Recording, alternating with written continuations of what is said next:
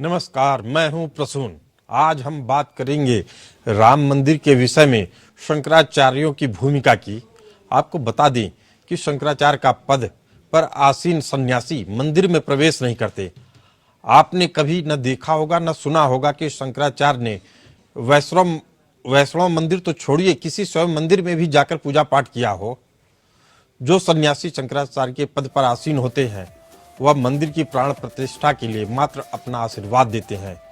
सन्यासी के नियम ऐसे कठोर होते हैं कि वो धरती पर चलने वाले देवता बन जाते हैं। उनकी महिमा और प्रतिष्ठा चल देव की होती है। जैसे मंदिर में स्थापित मूर्तियां स्थिर होती हैं, वैसे ही संन्यास लेने वाला व्यक्ति चल देवता होता है। इनकी महिमा देवताओं से कम नहीं आकी जाती।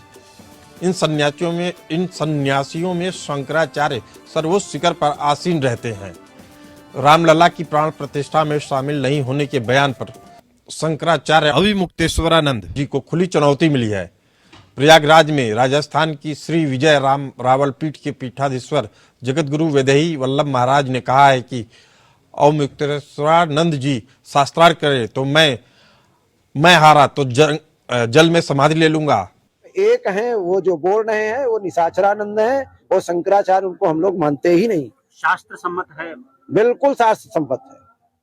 क्या शास्त्र ज्ञान में हमारे इस समय रामानंदाचार्य के पद प्रतिष्ठा पद पर बैठे हुए हमारे परम पूज्य तुलसी पीठाधीश्वर रामभद्राचार्य जी महाराज जी साक्षात्कार हैं। यदि उनको अपने शास्त्रों की गरिमा हो या शास्त्रों का अहंकार हो तो हमारे रामानंदाचार्य जी से शास्त्रार्थ कर लें या हमसे कर लें। जो हार जाएगा वो प्रयाग में जिंदा समाधि लेगा। आपको पहले बताते हैं कि शंकराचार्य बनते कैसे हैं। देश की चारों पीठों पर शंकराचार्य की नियुक्ति के लिए व्यक्ति को त्यागी, दंडी, सन्यासी, संस्कृत, चतुर्वेद, वेदांत, ब्राह्मण, ब्रह्मचारी और पुराणों का ज्ञान होना बेहद जरूरी है। इसके साथ ही उन्हें अपने जीवन में मुंडन, पिंडदान, रुद्राक्ष धारण करना अहम माना जाता है। शंकराचार्य बनने वाले के लिए ब्राह्मण होना अनिवार्य है, जिन्हें चारों वेद और 6 वेदांगों का ज्ञाता होना ही चाहिए। शंकराचार्य जिन्हें बनाया जाता है उन्हें अखाड़ों के प्रमुखों, आचार्य महामंडलेश्वरों, प्रतिष्ठित संतों की सहमत के साथ काशी विद्वत परिषद की स्वीकृति की मुहर भी चाहिए होती है। इसके बाद ही शंकराचार्य को पदवी मिलती है। हर शंकराचार्य को अपने जीवन काल में सबसे योग्य शिष्य को उत्तराधिकारी भी बनाना होता है। जब शंकराचार्य मंदिर में जाकर पूजा पाठ नहीं कर सकते तो भला किसी मंदिर की प्राण प्रतिष्ठा में कैसे जा सकते हैं। इसी मुद्दे पर चर्चा के लिए हमारे साथ है महामंडलेश्वर प्रबोधानंद गिरी जी, आचार्य विष्णु विनोदम जी और स्वामी उपमन्यु महाराज जी हमारे साथ स्टूडियो में मौजूद है। आपका बहुत बहुत स्वागत है। महाराज उपमन्यु जी, पहला सवाल आप ही से कि जब शंकराचार्य मंदिर में जा नहीं सकते हैं तो इस तरह की बातें करके वो क्या कहना चाह रहे हैं और आप इससे कहां तक सहमत हैं? देखिए, ये बहुत बड़ी विडंबना है हमारे सनातन संस्कृति और हिंदू समाज की कि लोग अपने में ही एक दूसरे का कटाक्ष करने लगते हैं। ये बहुत बड़ी विडंबना है। जिस दिन हम लोग एक हो जाएंगे जी और दूसरे और सबको हाथ पकड़ के चलने लगेंगे, किसमें क्या कमी है क्या कमी नहीं है ये बाद की बात है। और शंकराचार्य वो तपस्वी होता है, उतना तप के आता है कि जिसका जो पैमाना होता है वो आम आदमियों के लिए नहीं है। शंकराचार्य स्वयं में स्वयंभू होता है। तो ये कहना कि शंकराचार्य से आशीर्वाद लिया जाता है, उनसे आज्ञा ली जाती है कि शंकराचार्य से कि प्रभु हमको आज्ञा दो, हम क्या करें, हम मंदिर बनाने। उनका आशीर्वाद अगर मिल गया है तो उनको कहीं पे भी किसी भी मंदिर में जाने की जरूरत नहीं है। हमारे साथ किसी भी हालत में नहीं है। चेतानंद जी भी जुड़ी हुई हैं, हिंदू धर्मगुरु हैं। आपका भी बहुत बहुत स्वागत है। हमारा अगला सवाल महामंडलेश्वर प्रबोधानंद गिरी महाराज जी से। महाराज, शंकराचार्य के विषय पे सवाल उठते हैं तो आप इसे कैसे दिखते हैं?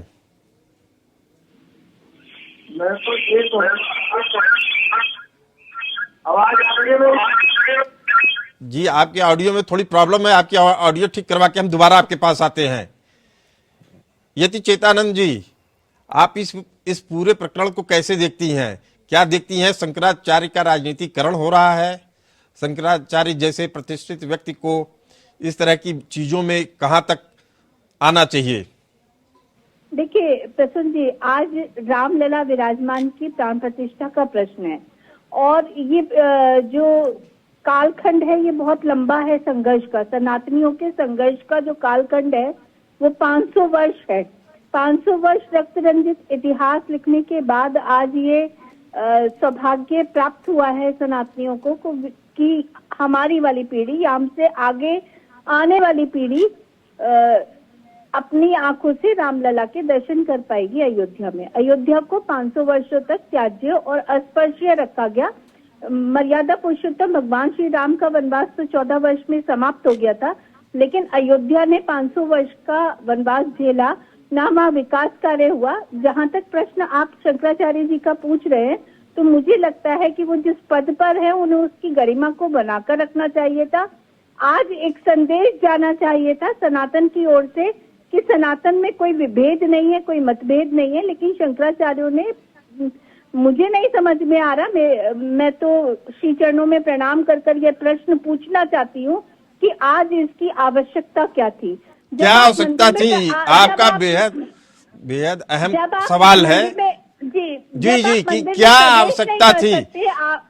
शास्त्रीय मर्यादा के विरुद्ध है शंकराचार्यों का मंदिर में प्रवेश, उसके बावजूद आप उसको सहज स्वीकार न करके आपने एक विवादास्पद स्थिति उत्पन्न कर दी। तो मुझे लगता है कि ये सब राजनीति वश है।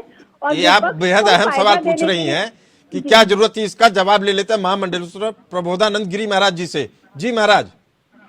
हाँ जी, आवाज आ रही है मेरी? जी, आपकी पूरी तरीके से आवाज आ रही है। मेरा सवाल ये है कि शंकराचार्यों के अयोध्या में प्राण प्रतिष्ठा कार्यक्रम में नहीं जाने का प्रश्न कितना प्रासंगिक है?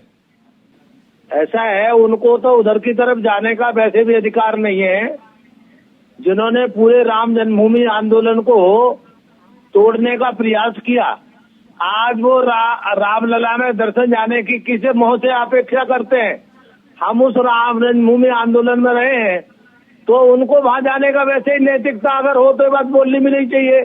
वो तो राम जन्मभूमि के विरोधी लोग हैं और सारे जीवन उन्होंने राम मंदिर का काम ना हो इस काम में किया है। दूसरी बात यह है कि वो शंकराचार्य स्वयंभू है, उन्हें शंकराचार्य बनाया किसने? कोई अखाड़ों ने नहीं बनाया, कोई परंपरा से शंकराचार्य बने। वो स्वयंभू शंकराचार्य, शंकराचार्य की परंपरा का कोई पालन नहीं किया। उनका केवल उद्देश्य है कि राम मंदिर का काम पूरा नहीं होना चाहिए, उसमें विघ्न पड़ना चाहिए। और ये रामद्रोही दल के लोग हैं और रामद्रोही दल के नाम होने के कारण से वह अपना दायित्व निभा रहे हैं। वह एक शंकराचार्य नहीं है, वह इटली की महारानी के एजेंट हैं, कांग्रेस के एजेंट हैं और कांग्रेस के इशारे पर काम करने वाले लोग हैं।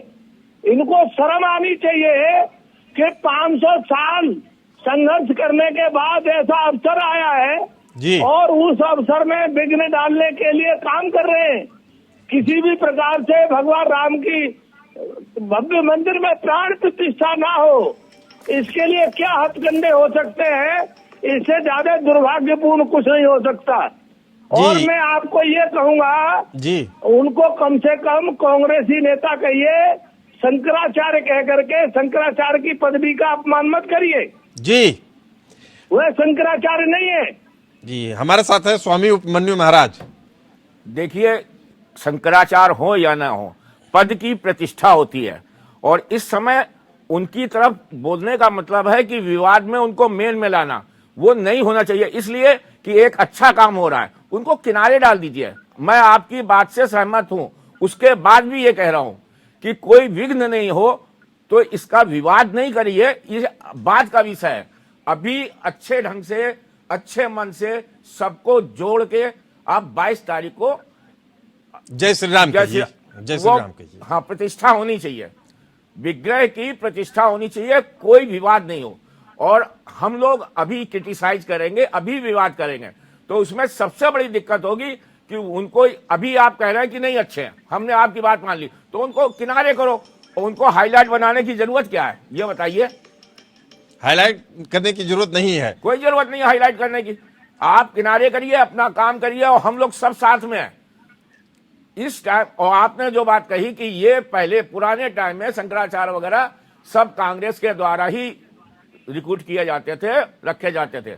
आप उसको बदलिए कि जो तपस्वी होता है उसको रखिए, जो नियम संयम है, जो हमारे शास्त्रों में लिखा हुआ है वही होना चाहिए, जो चारों वेद और छयों शास्त्र का ज्ञाता हो वही शंकराचार्य, और वो पूरा निहंग होके बचपन से लेके आज तक जिसने ब्रह्मचर्य निभाया हो और प्राणी मात्र में उसकी जो नजर दृष्टिकोण प्राणी मात्र के लिए सही हो, वही जो है शंकराचार्य के लिए योग्य है। जी, हमारे साथ हैं यति चेतानंद जी महाराज।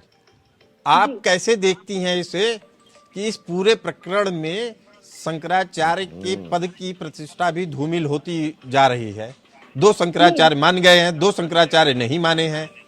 इस पूरे प्रकरण में साफ था शुरू से ही, ये तो वैष्णव परंपरा की बात हो रही है, लेकिन आप स्वयं मंदिर में भी नहीं जा सकते हैं। शंकराचार्य मतलब शंकर भगवान के प्रतिनिधि के तौर पे। जी देखिए, प्रतिष्ठा तो आपने खुद धूमिल की। आप जिस पदवी पर थे, आप धर्म के सर्वोच्च पद पर आसीन हैं। उसके बाद आप कोई भी व्यक्ति इस भारत की भूमि पर, या हम तो तिलोकों के नाथ मानते हैं भगवान राम को, मर्यादा पुरुषोत्तम भगवान राम तीनों लोगों के नाथ हैं। ऐसे राम की प्राण प्रतिष्ठा होनी थी उनकी प्रतिमा की। ऐसे में आपने अपने आप को राम से ऊपर मानकर रामद्रोह का कार्य किया है। मुझे लगता है कि धर्म के सर्वोच्च पद पर रहकर शंकराचार्य जी के द्वारा किया गया कृत्य अपराध है, क्योंकि राम से बड़ा कोई भी नहीं होता। रावण बहुत बड़े, अगर रामायण की हम बात करें और पूरा दृष्टांत देखें तो रावण बहुत बड़े प्रकांड पंडित थे, लेकिन अहंकार वश उन्होंने जिस तरीके से, यह बात उन्होंने, रावण ने भी स्वीकार किया था कि अहंकार। सही कह रही हैं। देखिए, लेकिन इस समय ये समय उचित नहीं है, ये समय उचित, उसको किनारे करिए, हम लोग मिल के आगे बढ़े, वो ज्यादा अच्छा है, वो ज्यादा अच्छा है। उनको आप भाव मत दीजिए। अमर्यादित भाषा शैली प्रयोग कर रहे हैं शंकराचार्य, और ये किसी भी तरीके से उचित नहीं ठहराया जा सकता। जी, ये कोई उचित नहीं ठहरा रहा है। यति चेतानंद जी, आपसे ये कहना चाहते हैं कि अच्छे बिताइए, ये उचित नहीं है, उचित नहीं है। समाजवादी पार्टी सुप्रीमो अखिलेश यादव राम मंदिर की प्राण प्रतिष्ठा में जाने को लेकर विवादों में है। वहीं मुलायम सिंह यादव की बहू अपर्णा यादव राम भजन में लीन है। भजन सुनिए, अच्छा लगेगा, गजब है प्रभु राम की माया।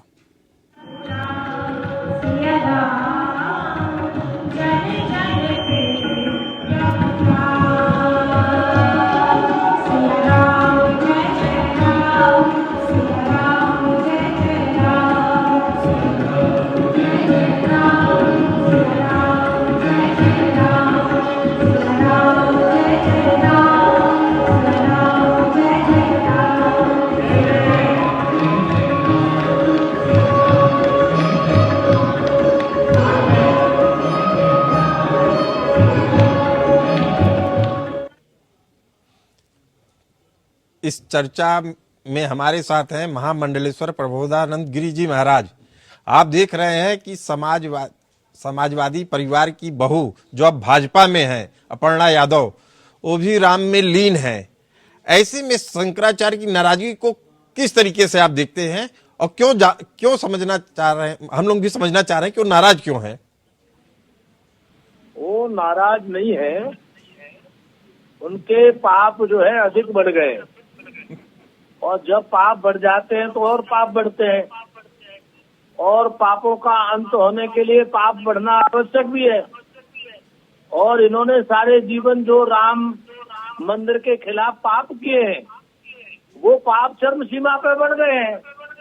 और मुझे लगता है कि सपा परिवार को अपने पापों का प्रायश्चित करने का अवसर मिल गया है, इसीलिए वो तो राम जी के खेमे में आ गए हैं, और ये राम जी के विद्रोही खेमे में है।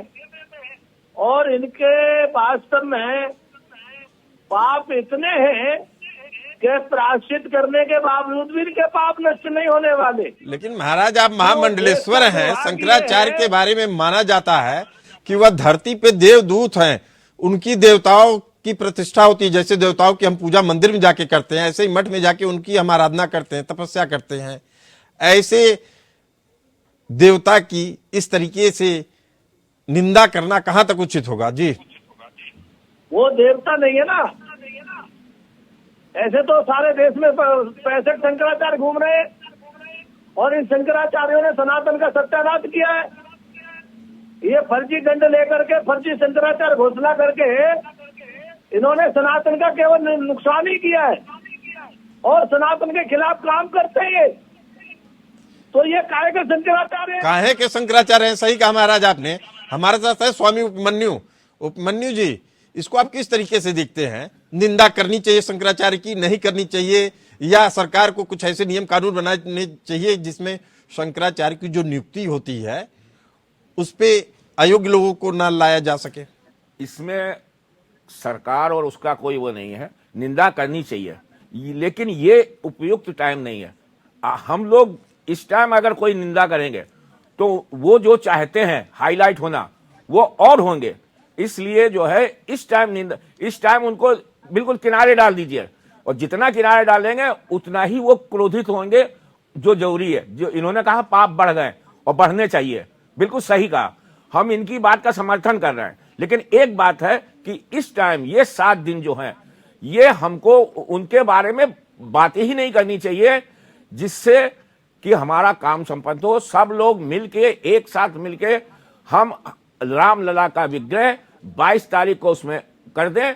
विवाद का काम उसके बाद करें, फिर उनसे पूछें कि हु आर यू, आप शंकराचार्य कैसे बने, नहीं तो आपकी नियुक्ति कैसे हुई। मेरा तो सवाल बस ये है कि इस पे निर्णय कौन लेगा शंकराचार्य पे? नहीं, वही अभी बात कहा ना कि जो हमारे पीठ हैं और वो जितने अखाड़े हैं, इन सबकी एक संयुक्त वो बननी चाहिए। इसमें ये गवर्नमेंट बनी हुई काशी विद्वत परिषद है, यति चेतानंद जी, काशी विद्वत परिषद भी है, लेकिन कोई सवाल नहीं खड़ा करता है। कारण क्या है? नहीं, लेकिन एक चीज मैं बता रहा हूं, मेरी बात पूरी होने दीजिए, कि सबसे बड़ी बात यह है कि इसमें कहीं कहीं पुरानी इंदिरा गांधी के टाइम से कि सरकार का हाथ आ गया। सरकार का हाथ नहीं होना चाहिए, सरकार का हाथ नहीं होना चाहिए, नहीं होना चाहिए किसी भी हाल में, देखिए, और वही गड़बड़ हो गया। धर्म के क्षेत्र में सरकार का हस्तक्षेप नहीं होना चाहिए, ये बात बिल्कुल सही है, बिल्कुल सही है। लेकिन एक और भी चीज है, कृष्ण जी, शंकराचार्य जी के खिलाफ कोई भी अमर्यादित टिप्पणी नहीं करता है। उसका कारण ये है कि उस पद की गरिमा है, वो पद की गरिमा, बिल्कुल सही कह रही हैं। नहीं, अगर मान लीजिए आप लोगों की चर्चा से यह मानना जा रहा है कि वो उस आचरण का प्रयोग नहीं कर रहे हैं, उस तरीके से आचरण नहीं दिखा रहे हैं जिसकी उनसे अपेक्षा थी, तो इस पे कौन निर्णय लेगा? काशी विद्वत परिषद लेगी? इस पे काशी विद्वत परिषद निर्णय लेगी और इस पे आने वाले समय में चर्चा अवश्य होगी। उसकी क्या हैसियत होगी शंकराचार्य के सामने?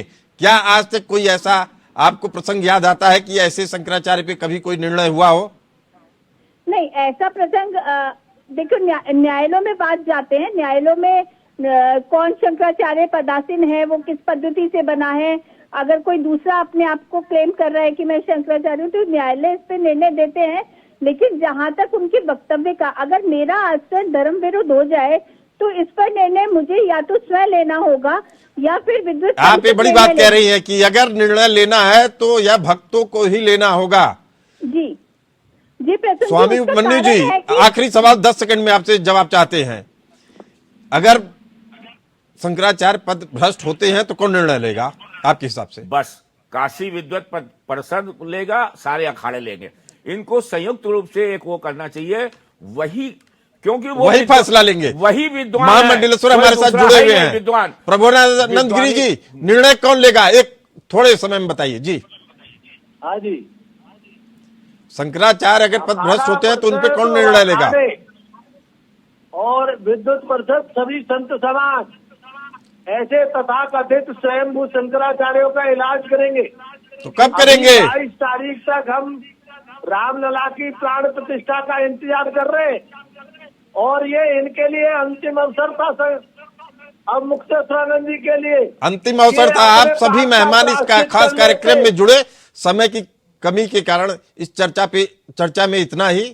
चर्चा से एक बात तो साफ है कि पीएम मोदी की मंशा पर सवाल अब ना तो आम आदमी को पसंद आ रहा है, ना ही धर्म गुरुओं को, और फैसला अब आपको लेना है। तो हमें दीजिए इजाजत, नमस्कार।